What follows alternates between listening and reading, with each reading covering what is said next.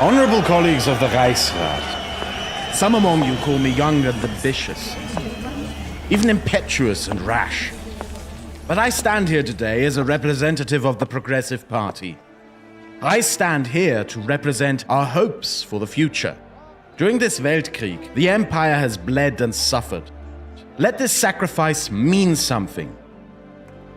To the honorable members, I propose the following.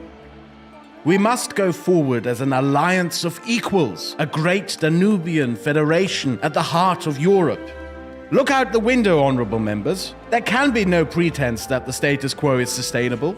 24 nationalities squabble while the nation stagnates. Your decisions today shape our collective futures, not just our own, but those of our children and grandchildren. Will they grow up without fear of war? Will they grow up to see a future where every man is equal, regardless of language or class? Or will this parliament entrench the old ways that have failed us? On all sides, our empire is surrounded by revanchists, extremists, and demagogues. But the true enemy sits inside this very parliament. Honorable colleagues of the Reichsrat, Austria-Hungary stands on the precipice. A house divided cannot stand. Choose the old ways, and our empire will rot from within. Choose federation, and the world will witness the writing of a new chapter for Europe, penned by our many nations combined. Only in unity can we achieve greatness. Only in unity can we guide Europe to real peace and prosperity. I implore you all to choose progress, to choose federation. Let the historians write that it was Austria-Hungary that led the world into modernity, that we embraced the bright flames of progress, that we did so while the arrogant Germans guarded their precious nobility, the decrepit Kaiserreich.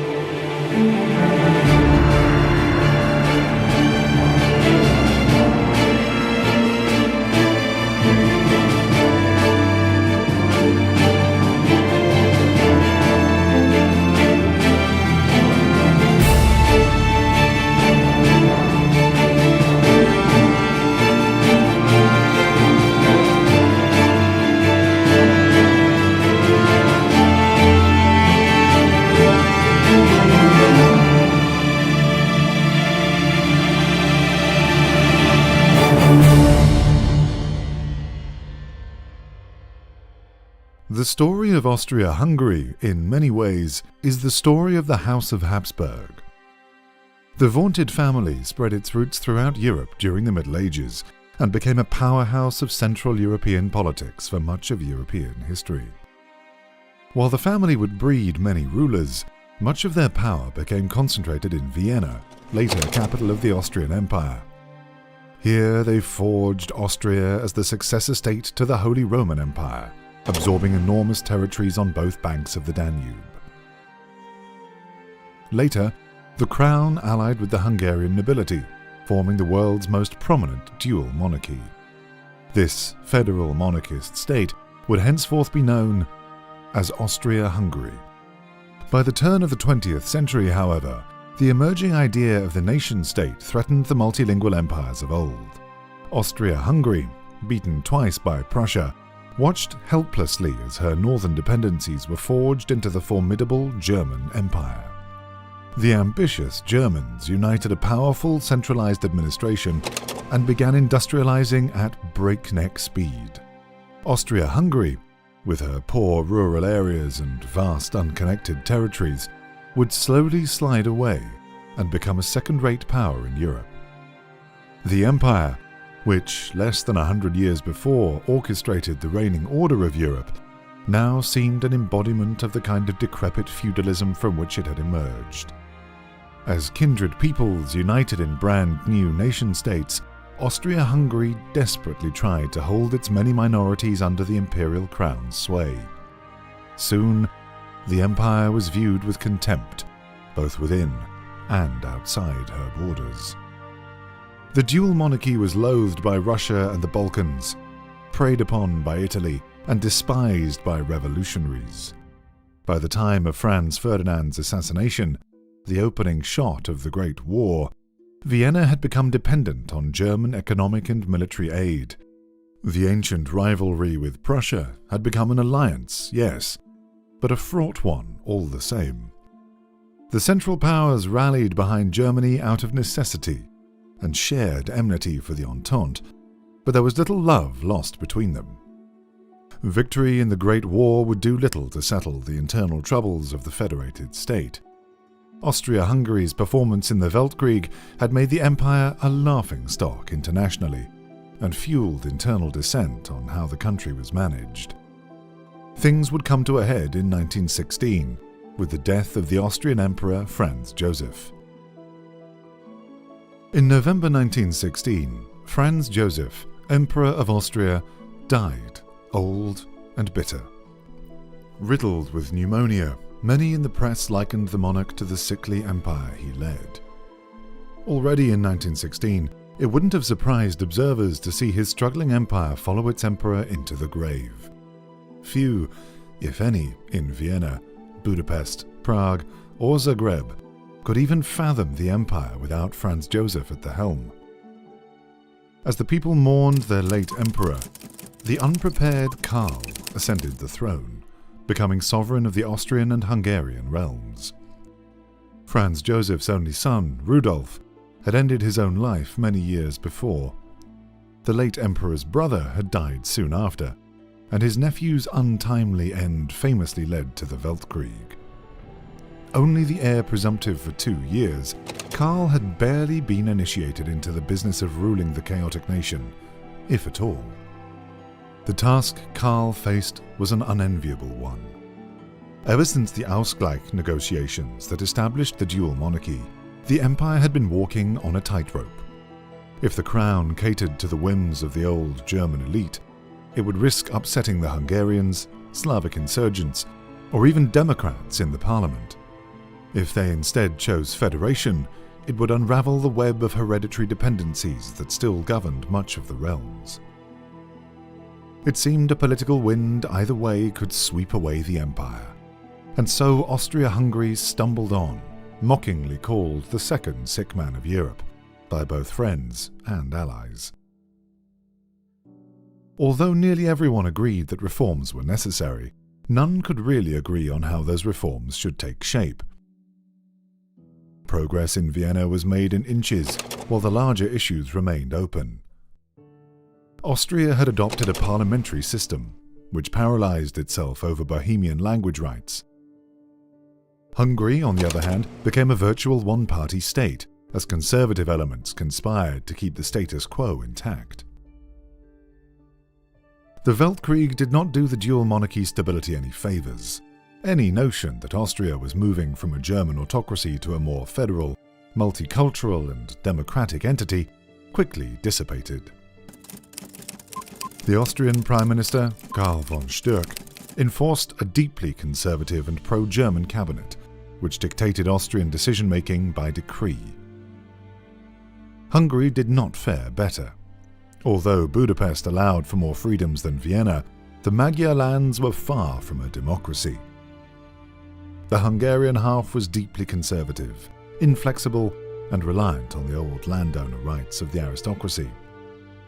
István Tisza, the Hungarian Prime Minister, relied on covert and secretive tactics to keep his coalition secure, including gerrymandering and restrictive suffrage. With democracy on the decline, confidence in Vienna reached rock bottom.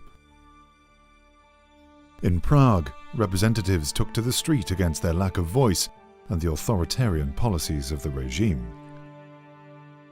In Budapest, the ruling coalition feared the dissent would spill over even as famine loomed. And all the while, the Italians, Russians, and Romanians broke down the gates of the dual monarchy, eager to exploit its weakened state.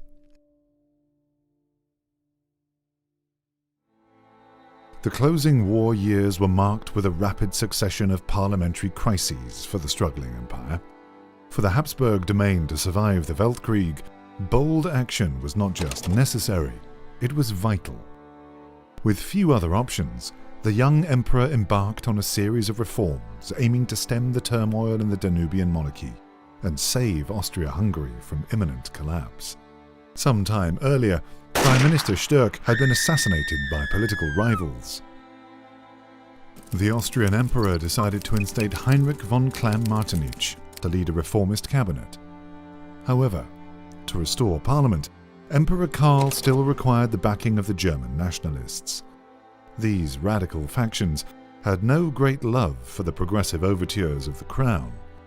For their political support, they demanded a heavy price.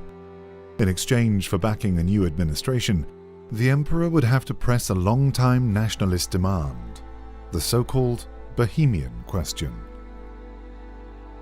German would have to become the sole official language of the Austrian half of the empire for the nationalist bloc to agree to any restoration of parliament. Naturally, this upset not only the Czechs, but also the Polish, Ukrainians, Slovenes, and Croats. Klamm-Martinitsch would end up recalling parliament with the promise to give in to the German nationalist demands. However, the cabinet wavered and walked back their promises in the 11th hour. Many saw this as weak and backhanded governance, unbefitting the offices of the Minister-President of Austria. Soon Klamm-Martinitsch found himself with neither support nor credibility in the Reichsrat, the Austrian parliament. His government fell not a month into his premiership, and Klamm-Martinitsch was replaced by the German-backed Ernst Seidler. The new prime minister did not fare better. Seidler was largely incompetent and unable to navigate between the Germans and the other ethnicities of the empire. Despite his shortcomings, Seidler's leadership continued, mostly as a result of Great War politics. The German Kaiser had openly threatened Emperor Karl not to replace Seidler with the progressive Joseph Redlich, who was strongly in favor of imperial reorganization. Seidler would eventually be sacked at the end of the war and not remembered fondly. Despite his black sheep status, Seidler had made vital reforms to the food office during his term. His policies here engineered the so-called bread peace that would help Austria-Hungary through its darkest and coldest days in the final years of the war. The Hungarian part of the empire was plagued with much the same issues as Vienna. While Karl managed to rid himself of the chauvinistic and inflexible Tisza regime, there was no Hungarian faction strong enough to fill the resulting power vacuum. Eventually, the conservative but pragmatic statesman Sándor Vekerle took charge of Hungary. While Vekerle was definitely a conservative, he still proved far more flexible on key issues plaguing the realm. Even though his mandate within Hungary remained small, Vekerle achieved minor reforms to suffrage law and deepened Croatian autonomy.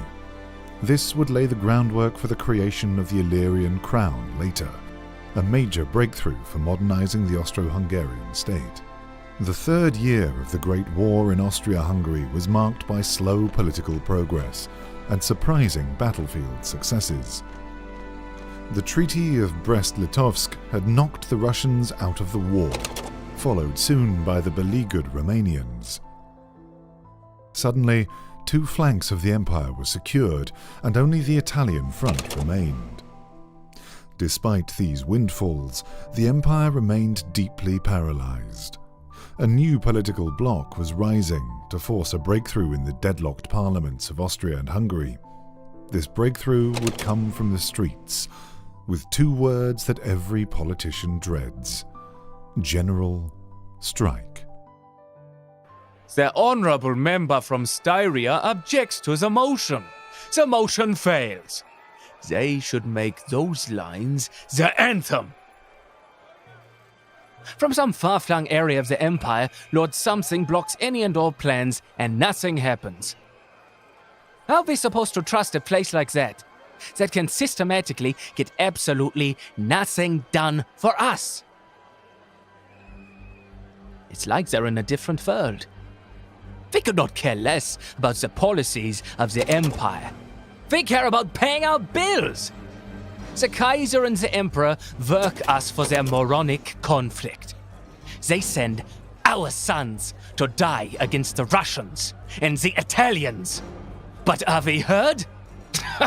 As if! No. They're just supposed to suck it up and work endlessly, building their cars and their guns and their shells, while the nobility gets to sit in their fancy houses, send their kids to a fancy school, get a fancy job arguing fancy nonsense in their fancy house. And who could even blame them? If they're never exposed to what life is really like here, why would they care? We should go to Vienna and make our voices heard. We are with many. We can grind the gears of the Empire to a halt, and it's been enough. Brothers of Budapest, brothers of Prague, will we let the elites dictate what our lives are like? Or will we finally, after all these years, do what the councils never managed to do? Will we at last free the working men of Austria from this aristocratic yoke?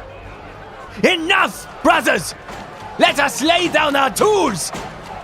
I call for a strike! A general strike!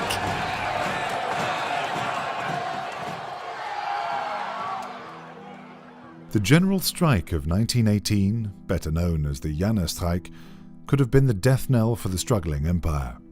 Instead, Vienna was on the cusp of an early spring, at least politically.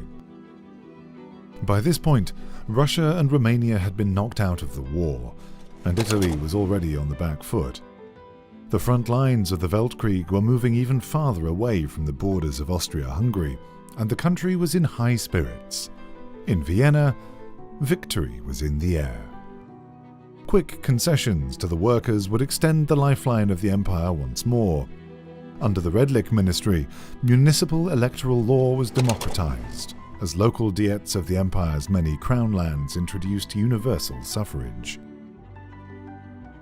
Democratic elections were announced for 1919, and a reformist mood overtook the Austrian part of the empire. It was not just Austria, however, that experienced a swing towards reformism. In the whole empire, the status quo was rapidly changing. Already in 1918, the prime ministers of Austria and Hungary had agreed to create a new constituent kingdom, Illyria. This kingdom consisted of the lands inhabited by Slovenes, Croats, Bosnians, and Serbs from both Austrian and Hungarian territory. Although the new kingdom was nascent and troubled, the introduction of a Yugoslav kingdom in personal union with Hungary did much to ease Slavic tensions. In the north, too, Slavic reformists would get their wish. A constituent Bohemian kingdom would be re-established to appease the Czech people. While German nationalists remained staunchly opposed to Bohemia's creation, they had become politically marginalized following the election of 1919. The land of the Crown of Wenceslas, as Bohemia was formerly known, crowned Karl its king on September 28, 1920. After this wave of progressive reform, the political pendulum would swing again. In outrage, reactionary and conservative Germans conspired to take down the Redlich ministry. The radical right wing of the empire attempted a reversal of the reforms that had empowered Bohemia and Illyria. Although the nationalist bloc succeeded in taking down the governing coalition, they soon found out they had overplayed their hand. When the general public came to the vote, it was the nationalists that were blamed for causing yet another round of political squabbling. The election that followed produced a surprise victor. Popular support had not gone to the Conservatives, nor even the Progressives, but rather the rising Social Democratic Front. The Emperor, in his elation, assigned Karl Renner to form a left-leaning cabinet, despite the syndicalist revolutions that had shocked France and Italy some time before. This swing to the left was to the chagrin of the German Kaiserreich, which had grown paranoid of syndicalist incursion into her own language sphere. Relations between Austria-Hungary and Germany had become polite at best, and the idea that Vienna would seek closer cooperation with France made the German nobility nervous. In German newspapers, the Austrian emperor was mockingly called Comrade Karl, or, sordidly, the Socialist Emperor.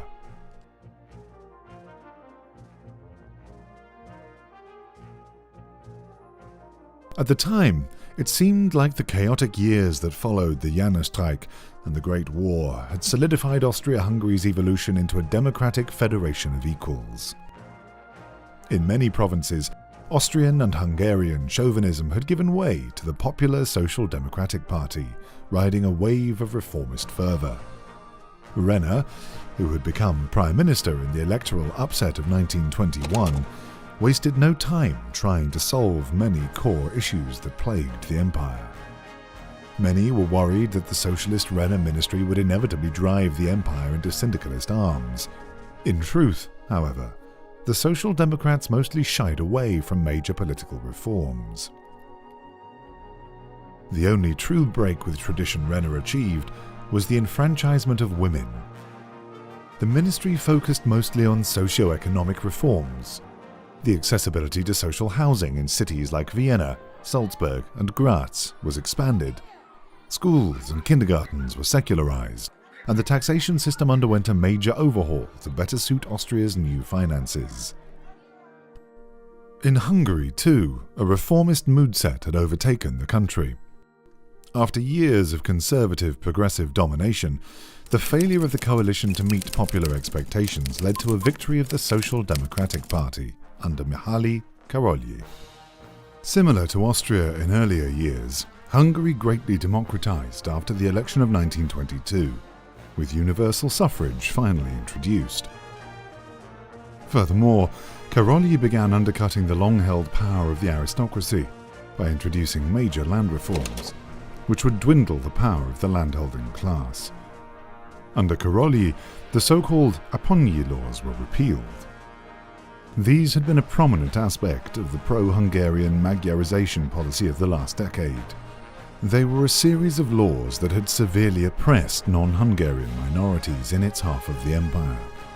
Removing the Apponyi laws extended an olive branch to minorities inside the Hungarian crown lands. Additionally, both Vienna and Budapest pushed back against militarist traditions which had severely undermined civilian rule and peace before and during the Weltkrieg. Seeing the military budget as increasingly unnecessary, a sense of peace and prosperity under responsible and representative government washed over the Danubian monarchy. But this era of optimism would, in the end, prove mostly gilded. Károlyi's ambitious government overstretched itself and quickly faltered against conservative resistance. In Austria, the death blow for the socialist experiment came quickly and unexpectedly. When in 1926 a general strike in the United Kingdom turned violent, wildcat strikes throughout Austria-Hungary sprang up in sympathy with British workers. While the government both silently and explicitly condoned the strikes, they faced increasing backlash from anti-syndicalist voices in the empire, which united under the conservative parties of the empire's constituent realms. It would not be long until the British strikes had turned into a full-blown revolution. As British aristocrats and royalists fled to holdouts across the empire, panic swept the conservative ranks of the Habsburg domain. Led by the devout Catholic Ignaz Seipel, Austrian conservatives started to pressure the emperor to dismiss Renner, fearing that Austria's fate was soon to share Britain's. The emperor, although startled by the revolt, refused to dismiss Renner. He had fought hard to restore the parliamentary system in his early reign, and he was unwilling to undo years of progress by interfering now. Despite the emperor's support, Renner's government collapsed quickly after British syndicalists proclaimed the Union of Britain. Swept up in their victory in Britain, some factions within syndicalist France and Britain dared utter the words "World Revolution." In truth, those factions were political fringe movements at best. Despite this, the conservative newspapers and radios ran with the story, with enthusiastic support of the German Kaiserreich. The wildcat strikes in Austria were dispersed, and in a tide of anti-syndicalist sentiment, the conservatives swept to power. Syndicalism was now the unifying enemy, and the Austro-Hungarian pendulum had swung again. In Hungary, Karolyi's government collapsed with an even bigger bang. While Renner had largely remained silent on the wildcat strikes, Karolyi explicitly endorsed the British revolutionaries. After calling for a general strike in sympathy with the syndicalists in the United Kingdom, his coalition shattered almost immediately. As chaos erupted in the streets of Budapest, the Prime Minister was ousted in a vote of no confidence. The Hungarian gendarmerie battled with pro-syndicalist strikers in the streets of the Hungarian capital. Following the chaos, numerous prominent Hungarian leftists fled the country for the Commune of France, in the hope of mounting syndicalist resistance from abroad. The progressive days of the Danubian monarchy were numbered, as new, conservative, highly anti-syndicalist cabinets were formed throughout the realm. It was summer, I think, or at least a very warm spring. I was preparing the fields for the sowing when I spotted a large column of trucks speeding toward the capital. It was quite a sight, I can tell you that. Even during the Weltkrieg, I'd never seen that much armor near the estate. The fighting was always far away, in Poland, Transylvania, and the Alps. Now, it seemed like the war had come to Hungary. I wouldn't have given it much thought, were it not for the terrifying national address the Emperor had given the day before. Riots in Budapest, he had said. The socialists had taken to the streets. That no good jobless rebel. That's what you get for allying yourself with the Reds, I remember thinking.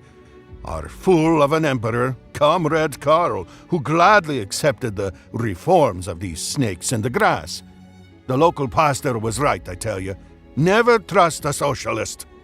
They promised us they were nothing like the French or British syndicalists. No, their aim was not revolution, but reform, you see. And all the good it did us. The minute that leftist rabble saw the winds turn against them, they reached for rifles all the same. No good, jobless, loft socialist, syndicalist, Marxist, whatchamacallit anarchist, Jacobins. Rats, the whole lot of them. Rats who deny the Hungarian way, the true way. We are simple people. We have no interest in these Western European fancies of socialism. One people, one nation, and only God can give the right to rule. That's the creed I live by. I heard the leftists learned that lesson well that day. The city kids from Budapest, Pozsony, Kolozsvár got the hard end of a baton, the cold inside of a cell, and their entire government collapsed and fled. Now, Hungary is once again led by God-fearing men, and the socialist experiment is over. Good riddance, I say. Long live Hungary, and long live the old way. The syndicalist revolution had upset the political trajectory of the Habsburg Empire. After conservatives had regained their power in both halves of the empire, a veritable Red Scare swept across the nation. Conservatives and reactionaries refused to cooperate with the Social Democrats in nearly all matters, fearing that any concession would pave the way for another syndicalist revolution. The groundbreaking progressive reforms of the Social Democrats had ground to a halt. In Hungary, the chaotic collapse of the socialist Karolyi regime had left a bitter taste, and Hungary turned instead to the old establishment, and did so quite literally. In 1926, at the age of 81, Olber Apponyi rose to power again. The aging conservative led a cabinet stacked to the brim with anti-socialists and Hungarian nationalists. Despite this, Apponyi returned to the political stage to reshape his legacy into that of a moderate conservative.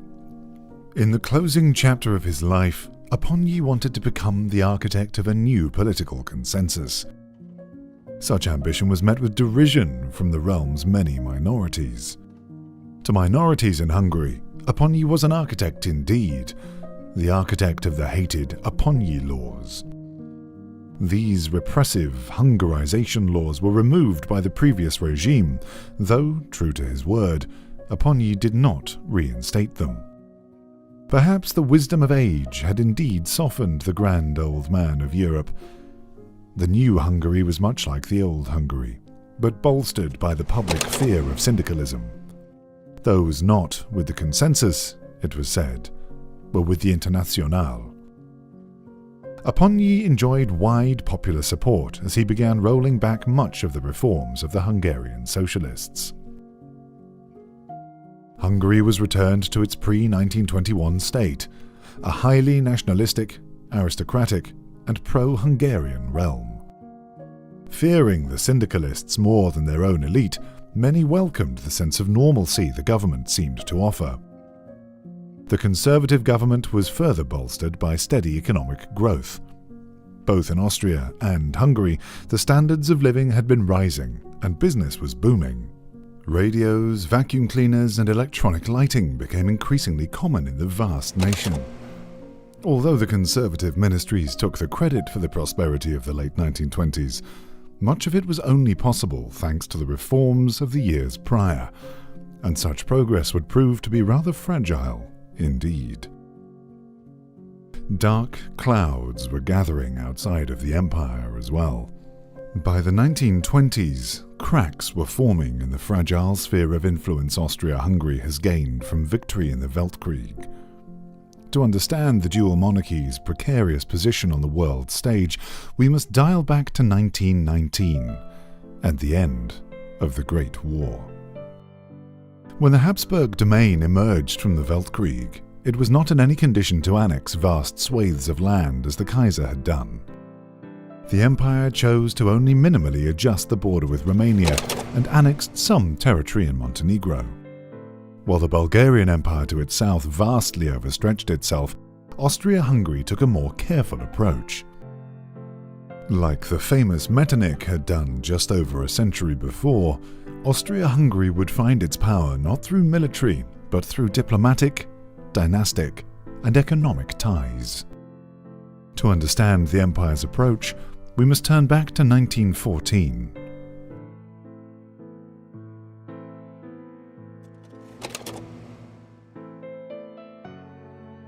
The Habsburgs had spent most of the 19th century gradually being pushed out of their Italian holdings. The Austrian Empire had reached her zenith in 1815, but her territory had been in decline ever since. Even before the Great War, consistent defeats at the hands of France, Sardinia, Piedmont, and other Italian factions saw Austrian dominion of Italy reduced to just minor territorial possessions in southern Tyrol and the Austrian littoral around Trieste. The keenness of the Kingdom of Italy to incorporate these rich Italian territories into the nation had led to one of the bloodiest fronts in the Weltkrieg. The Italian Field Marshal, Luigi Cadorna, had sent wave after wave of soldiers in futile attempts to take the strategic city of Gorizia. The Habsburgs held firm, and after the decisive victory at Caporetto in 1917, their armies were poised for a general push into the Po Valley. In August 1919, that exact push would lead to the armistice with, and subsequent collapse of, the Kingdom of Italy. Eager on reversing the centuries prior, Austria-Hungary would occupy Venetia and Lombardy until a full settlement was reached. Shortly after the armistice was signed, however, Republican-led revolts broke out against the House of Savoy. Although the uprising made rapid headway in the north of the country, unity proved elusive for the new, young Italian Republic. Syndicalists instigated their own revolt within the Republican ranks, who were quickly pushed back to a small strip of land in Emilia-Romagna. The Italian Civil War forced an Austrian response. Both Republican and Socialist forces had been contesting Austrian occupation in the country's northeast, as neither accepted the 1919 armistice. It would be the fear of the Scarlet Spectre that would drive the various anti-syndicalist factions into Austro-Hungarian arms. Under the Treaty of Trieste in 1920, the fractured anti-syndicalist Italian states were nominally unified under the pro-Austrian Italian Federation. However, in practice, only the directly occupied Republic of Lombardy, Venetia, in the north, would truly follow Vienna. Like Italy, Romania had entered the Weltkrieg with major territorial ambitions on Habsburg lands. Ever since the principalities formally united in 1878, Austria-Hungary bordered yet another hostile state that desired the incorporation of one of the empire's many ethnic territories. In the case of Romania, that was the prestigious and coveted Transylvania. After the 1916 Russian Brusilov offensive had pushed Vienna to the brink, Romania eagerly joined the Weltkrieg on the side of the Entente. Her goals were clear. A crushing Hungarian defeat would secure the annexation of Romanian Transylvania. The decision would turn out to be costly. The Central Powers unexpectedly bounced back, and a force of Germans, Austro-Hungarians, Bulgarians, and Ottoman troops swiftly overwhelmed the country. It would take only 3 months for this allied force of nations to take Bucharest. Romania, however, refused to surrender. Instead, the government retreated to Iași, where it fought closely alongside Russia and France. When Russia faltered due to the outbreak of revolution, Romania was left isolated in the east. Her fate was sealed when Germany negotiated Russia out of the war with the Treaty of Brest-Litovsk. Alone and outmatched, Romania was forced to accept the humiliating Treaty of Bucharest. Austria-Hungary ended up demanding only minor border concessions from Romania. This was contrasted by the fury of Bulgarian irredentists, who demanded the new Lion of the Balkans claim much of southern Romania. The real winner was Germany, however, that secured considerable influence in the Eastern Balkan states with the treaty. Despite its relatively gentle treatment by the Central Powers, a sentiment of national humiliation quickly gained hold of the country. Rather than turning to syndicalism, however, Romania's population turned to the Iron Guard. Led by the young and charismatic Corneliu Geler-Codreanu, this was an ultra-nationalist, radically anti-socialist, populist, and xenophobic movement. To anyone witnessing the marches of the legionnaires in Bucharest, this much was apparent. Romania had neither accepted the results of the Weltkrieg, nor let go of her dream to unite all Romanians under one banner. Nationalism in the Balkans was an old headache for European diplomats. Such nationalism had, after all, started the Weltkrieg in Serbia not 10 years earlier.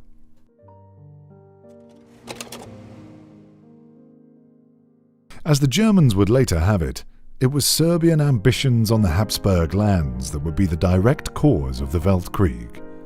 After rejecting Danubian demands following the assassination of Franz Ferdinand, Serbia kicked off a network of alliances that would end up radically changing the world order. Although it had initially survived bravely against the Austro-Hungarian onslaught at its borders, Bulgarian and German interventions would overwhelm the country in late 1915.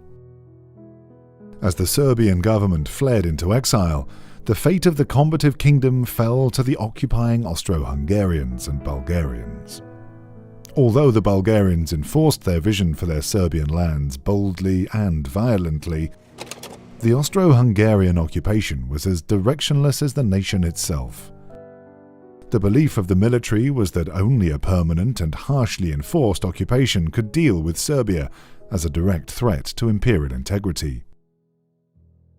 This vision would also see small Austro-Hungarian expansion into key strategic strongpoints.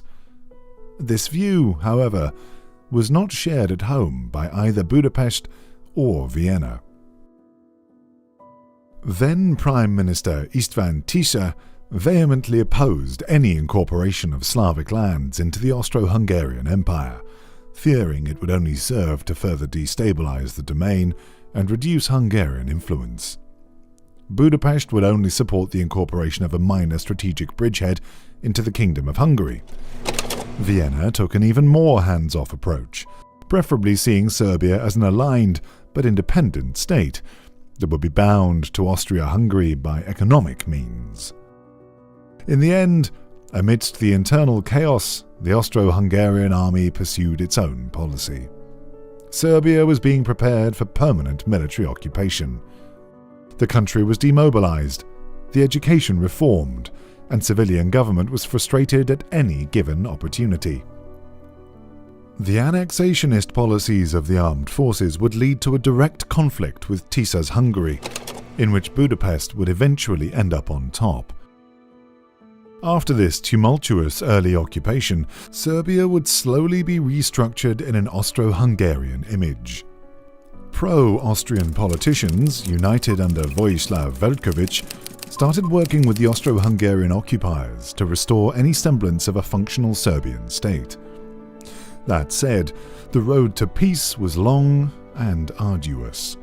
Vienna had sworn a blood vengeance on Serbia, while the suffering of the Serbian people by years of economic exploitation had kept the population hostile to the Central Powers. By the time that Karl had ascended to the Austro-Hungarian throne, Austria-Hungary and the Serbian government in exile began searching for a diplomatic solution. The long and strenuous negotiations would eventually result in the Treaty of Vartolz. Serbia would be united with Montenegro, and the Karađorđević dynasty would be allowed to stay. Some territory would also change hands. The country would lose Macedonia, and the lands to the east of the Morava to the Bulgarian Tsardom. Austria-Hungary seized the Montenegrin coast. More importantly to Vienna, however, was that Serbia would fall almost entirely under their economic hegemony. Like Romania, its people had suffered at the hands of the victorious Central Powers, and, like Romania, it had been thoroughly economically subjugated to the victors around it. Again, like Romania, Serbia felt humiliated and spiteful. The monarchy held an authoritarian and pro-Austrian position, which made it highly unpopular throughout the country. But as dissent grew, so did the government's crackdowns. By 1921, Serbia functioned for all intents and purposes as a royal dictatorship, under the iron fist of King Alexander II. Almost immediately, however, secret societies dedicated to the anti-Habsburg Greater Serbian cause rose up. The most notable of these, the so-called Konspiracija, would indeed end up tearing down the monarchy. In 1925, rising bread prices would turn the Serbians from dissent to open revolt. Mass strikes sprung up with a demand to end the royal dictatorship. The government's reaction to the strikes only increased the violence that swept through the country. In response, the king returned from his winter residence to Belgrade on December 3rd. The monarch arrived in the capital to deal with the worsening crisis, but his efforts were to no avail. As the king entered the royal palace in Belgrade, he would be assassinated by one of his trusted royal guards, who presumably had close ties to the Konspiracija. Following the revolution of 1925, Serbia quickly declared itself a republic. The new republican leadership, although far less pro-Austrian than the late king, would abide by the Treaty of Vartolz. The Austro-Hungarian Empire was, thanks to its own internal divisions and chaos at the time, in no way able to exert much power, let alone intervene in the Serbian crisis. Germany, far to the north, was occupied with fever dreams of syndicalism, and so the Balkans slipped farther away from the grasp of the dissolving Central Powers. Begrudgingly, Vienna agreed to work with the new republic. Although a new status quo was reached, Serbia would remain ever restless. The growing Konspiracija movement continued to stoke the fires of Serbian revanchism. For Serbian nationalists, and their allies in the government and military, the dream of a greater Serbian state was far from dead, merely on hold. Ever since her independence, Albania had remained an oddball within the complicated tangle of Balkan politics. Contrary to the quarrelsome Serbs, Romanians, Bulgarians, and Greeks, Albania's road to independence had been, at best, reluctant. Albania had wanted autonomy, sure, but only declared independence as a result of the ambitions of her neighbours. Rather than be absorbed by other Balkan powers, Albania sought international mediation. Plagued with anarchy and lawlessness, the European powers declared that Wilhelm, Prince of the Protestant German Principality of Wied, would be the sovereign of the strange nation. However, upon his arrival, he was met with indifference at best and outright hostility at worst. Wilhelm's administration faced another crisis when Austria-Hungary demanded Albanian soldiers fight among them at the start of the Weltkrieg.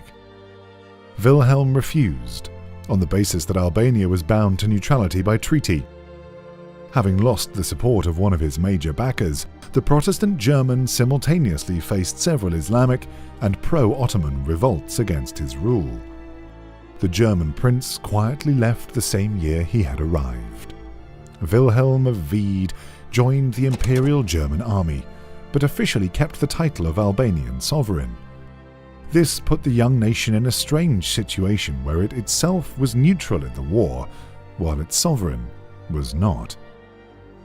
Albania remained in a state of lawless turbulence during the first 2 years of the Weltkrieg, as it became torn by various warlords who aligned themselves with different national factions.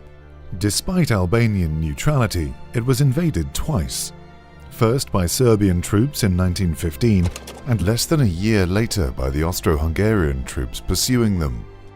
Only with the Treaty of Versailles in 1919 would the status of Albania be restored to any semblance of normalcy. As a concession to both Germany and Austria-Hungary, Wilhelm would return, and the principality would be closely aligned with Vienna. For Albania, the settlement was doomed from the very beginning. Wilhelm continued to face Islamic, anti-foreign revolts, which eventually culminated in the Albanian Revolution of 1924. Under the leadership of the militant Avni Rustemi and the flamboyant Ahmet Zogu, the revolt took advantage of the permanent turbulence in Austria-Hungary to rid itself of Habsburg influence and establish an Albanian republic. Although Albania had rid itself of its foreign monarch, the nation remained under considerable Austrian influence. Tirana's desire to remain independent and Vienna's need of a reliable ally in the Balkans would continue to keep the nations aligned in the interwar years. Strange times made for strange bedfellows, indeed.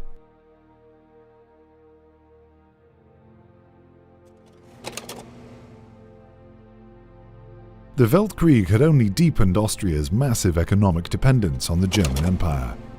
Without the Kaiser's massive economic and especially military aid, the survival of the empire would have been doubtful. But while posters during the Weltkrieg showed the great empires of Central Europe side by side, under the surface, there was trouble in paradise. The Germans' demand not to name the progressive reformer Josef Redlich Prime Minister in 1917 was a major cause of friction between the two kindred nations, and in the Austrian press, Germany was ever the boogeyman. Many went as far as to blame various political crises on German agents. The fall of the Austro-Hungarian socialists had been awfully convenient for Germany, after all. After Russia was forced to give up vast swathes of land at the end of the Weltkrieg, Germany and Austria-Hungary struggled to determine where borders should be drawn and how the new states would be influenced.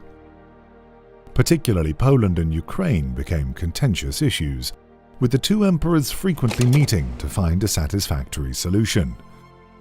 The empire had desperately wanted to bring Poland into its fold, but had found that in the end, the empire could hardly leverage their influence against the overwhelming military and economic dominance of the Kaiserreich. Despite Germany's protestations, Austria-Hungary managed to exert some influence over Poland, by planting pro-Austrians in the King's Advisory Privy Council. Nonetheless, the presence of the German Kaiser's son on the Polish throne proved who was really pulling the strings. Austria-Hungary thus continued to play second fiddle in the new Eastern Bloc. They had gained some economic concessions, sure, but the new states danced to the Kaiser's tune, not a Habsburg one. The Kaiser's new eastern map shifted Austrian influence to Galicia-Lodomeria. This was a majority Polish and Ukrainian constituency inside the Federation. It swiftly became a haven for Polish and Ukrainian dissidents. Vienna harbored these rebels openly in a bid to increase her influence, much to the chagrin of Germany. Economically, Austrian desire to free itself from the Kaiser's firm grasp and be a great power in its own right led it to pursue a course of economic nationalism. First, Vienna restricted German access to Austro-Hungarian markets by letting the Treaty of Salzburg expire in 1926.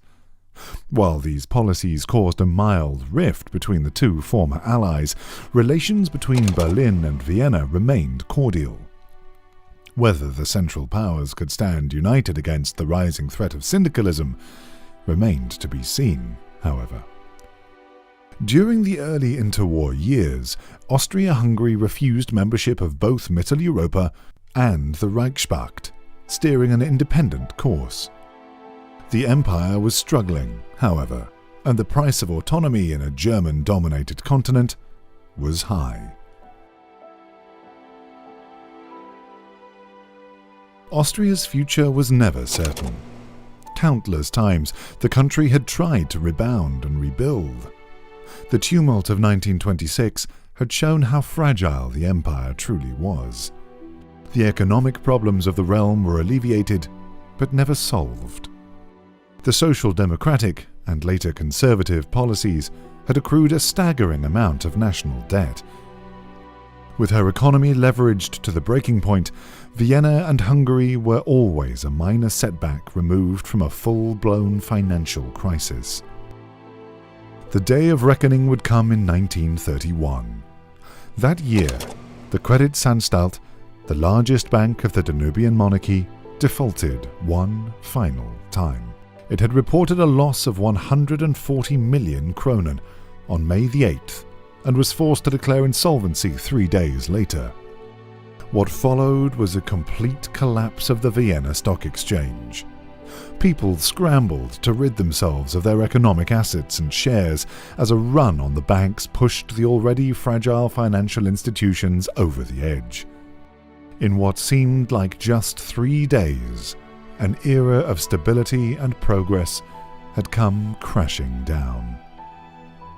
In an attempt to alleviate the financial crisis, the Austrian government stepped in and restructured Kreditanstalt. Unwilling to commit to radical economic measures, the conservative government split the shareholding between the state and the wealthy Rothschild firm in Vienna.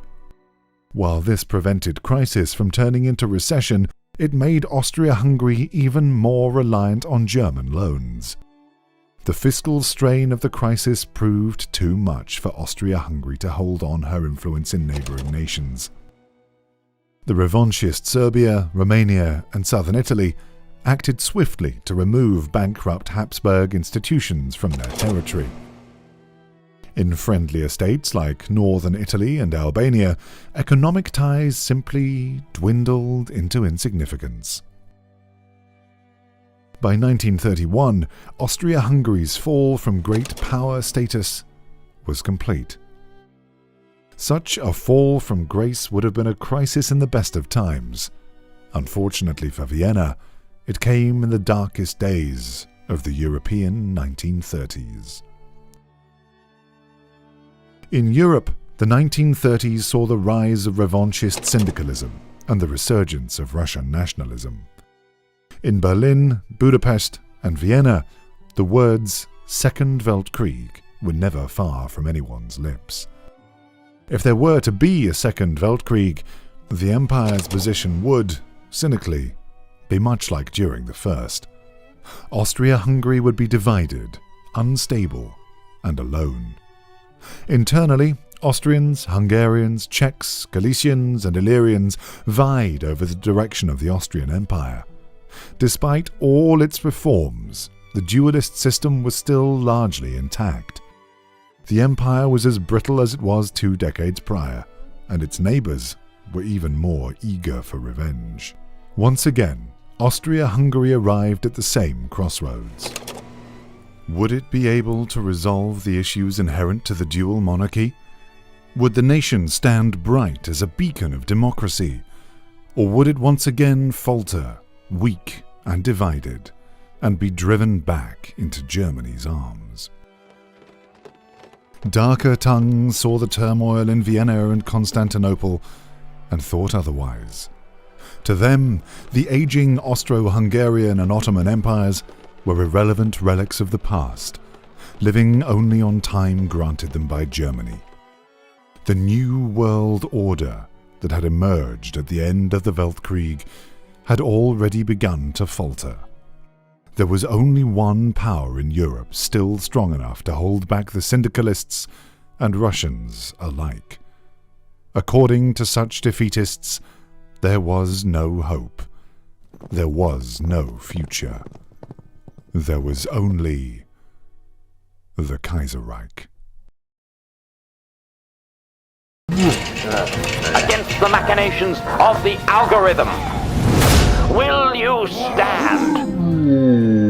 Kaiserreich Cinema needs you. Subscribe on YouTube and connect with us on all channels.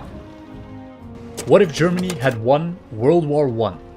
This is the premise of a legendary series of alt history mods called Kaiserreich. Kaiserreich Cinema is a collective of artists making crowdfunded content set in this world of Kaiserreich. Our Kaiserreich documentary series explores the lore and world building of this unique setting in long-form video format. Our video series are stepping stones towards a big Kaiserreich art book project. The illustrations and concept art made for these videos serve as the basis for pages and chapters in the book. We call this mission a Kaiserreich show on every screen, a Kaiserreich book in every store.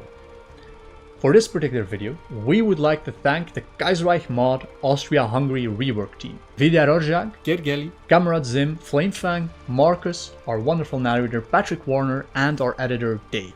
For this episode, we would also like to thank our guest star Kraut, as well as voice actors John Cava and Brian Jeffords.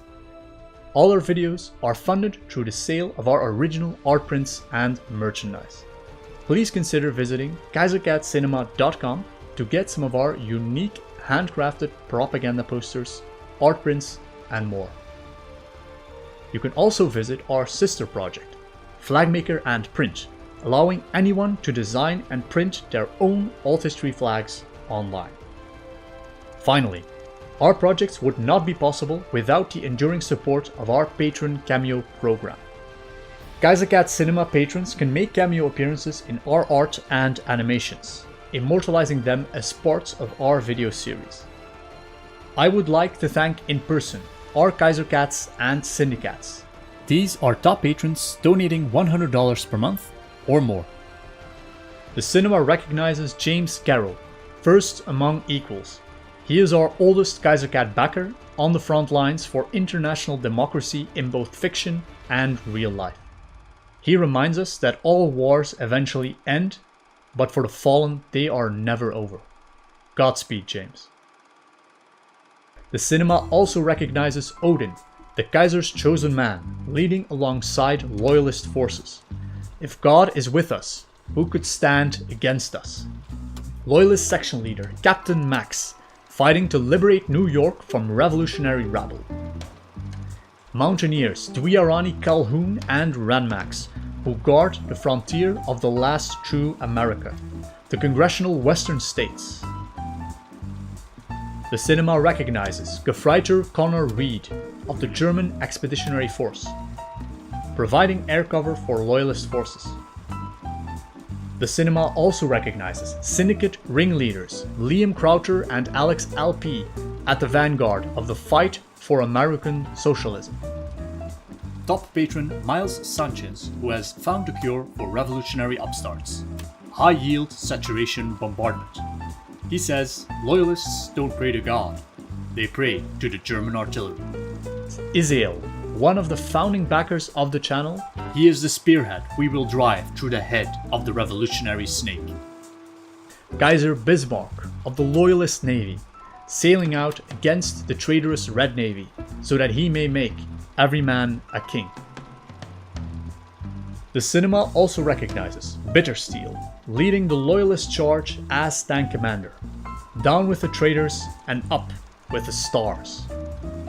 They are joined by 150 plus other patrons appearing throughout all our videos and projects. Against the machinations of the perfidious algorithm, they will stand. But will you? Thank you for watching our Kaiserreich documentary series. This is Vincent Denil, signing off, proud of the work we did. I will see you for the next one, guys. Vincent out.